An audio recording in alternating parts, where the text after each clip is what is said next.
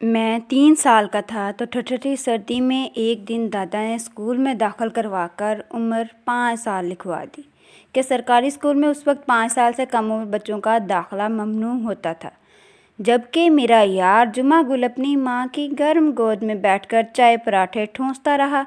मैं टाट पर बैठकर सुबह से दोपहर तक अलिफ से अल्लाह बे से बकरी के राग अलापता रहा और जुमा गुल गले में गुलेल डालकर गांव के दरख्तों में परिंदे मारता रहा। हम सारा दिन उस्ताद रहीम की सोटियां अपनी पुश्त पर खाते रहे ताकि कल को मुआशरे में एक मकाम बना सकें, और जुमा गुल अपने बाप के कंधे पर बैठकर गांव के मेले लूटता रहा। हम स्कूल से छुट्टी होने के बाद गंदम की कटाइयों में अम्मा का हाथ बटाते रहे। जुमा गुल खेत की मंडेर पर बैठकर जवानी के गीत गाता रहा। हम जब आंसू भरी आंखों से जुमा गुल की तरफ देखते तो अम्मा दिल का हाल जानकर बोलती, बेटा तुम एक दिन बड़ा अफसर बनोगे, जुमा गुल जैसे लोग तेरे नौकर बनेंगे, स्कूल से कॉलेज, कॉलेज से यूनिवर्सिटी। हमारी किस्मत में सिर्फ किताबों का ढेर चाटना ही रह गया था, जबकि जुमा गुल गाँव का लुच्चा लफंगा बनकर जवानी के मज़े लूटता रहा। इधर हमने पीएचडी थीसिस जमा करवा कर गोया अलामा बनने की ठान ली, तो इधर गांव में जुमा गुल ने बगल से पिस्तौल का होल्स्टर हटाकर क्लाशनकोफ रखनी शुरू कर दी। फिर हमने कभी पीछे मुड़कर नहीं देखा, कहाँ का जुमा गुल और कहाँ का आरफ खटक। हम बकौल अम्मा के वाकई अफसर बन गए और गांव से अपना नाता टूट गया। हम अपनी अफसरी, शहरी बीवी और बच्चों में ऐसा खो गए कि याद भी नहीं रहता था कि जुमा गुल क्या कर रहा होगा। अम्मा की बाकी सारी बातें बिल्कुल सच साबित हो चुकी थीं।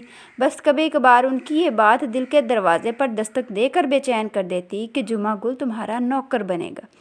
शायद अम्मा की बात से ज़्यादा ये खुद की एक ख्वाहिश थी जो शऊर से लाशऊर का फासला पाटते हुए तहतल शऊर में जा पंजे गाड़ बैठी। और फिर मैं कैम्ब्रिज में पढ़ते अपने बच्चों को हर वक्त यही राग सुनाने लगा कि बेटा आरफ खटक बनो, जुमा गुल मत बनो। मेरे बच्चे मुझसे पूछते, पापा हु इज़ जुमा गुल? मेरा जवाब हमेशा यही होता, मेरा नौकर। सालों बाद जाना हुआ, बीवी बच्चे साथ थे, गांव भी जैसे फैलकर छोटा सा शहर बन गया हो। काफ़ी लोग अब मेरे लिए अजनबी थे। एक दिन पैगाम आया कि जुमा गुल नामी बंदे ने अहले खाना समेत दावत पर बुलाया है। मेरे अंदर एक कमीनी सी खुशी दर आई कि जुमा गुल को दिखाऊंगा। पढ़ाई लिखाई और उस्ताद रहीम दाद की सोटियां ने मुझे कहाँ से कहाँ पहुँचा दिया, और वह सदा का लुच्चा लफंगा आज भी 2 वक्त की रोटी के लिए मर रहा है। बेगम को ताकीद की कि 5,000 उसकी बीवी को थमा देना। रात को अपनी 4,000 सीसी गाड़ी में बैठकर गुल के घर पहुंचा तो सन्नाटे में आ गया। शहर में 300 गज बंगले वाला अफसर 4,000 गज वसी बंगले को देखकर हैरत से दांतों में उंगली दबाए रह गया, जिस पर लिखा था जुमा गुल पैलेस। नेम प्लेट उसका मुंह चढ़ा रहा था। बंगले के अंदर 4 V8 लैंड क्रूजर्स एक शान से खड़ी थी। वास्कट पहने जुमा गुल गर्मजोशी से आगे बढ़कर मेरे गले लग गया कि डॉक्टर साहब बड़े आदमी बन गए हो, भूल गए हम जैसे गरीब अनपढ़ों को।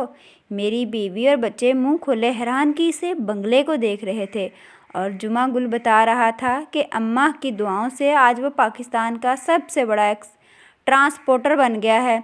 अचानक मेरे बेटे ने अंग्रेज़ी में मुझसे पूछा, बाबा ये वही जुमा गुल है ना जो आपका नौकर बन रहा था? मेरी खामोशी पर मेरे छोटे वाले बेटे ने अंग्रेज़ी में कहा, पापा मैं भी जुमा गुल बनूंगा। उम्मीद है आपको ये कहानी इंटरेस्टिंग लगी होगी। अगर आपको कहानी पसंद आई हो तो चैनल सब्सक्राइब कर लीजिएगा, उसके साथ लाइक के बटन को ज़रूर प्रेस कर लीजिएगा ताकि आपको इस तरह के इंटरेस्टिंग मॉरल उर्दू स्टोरीज़ का नोटिफिकेशन बर वक्त मिल सके। Thanks for watching.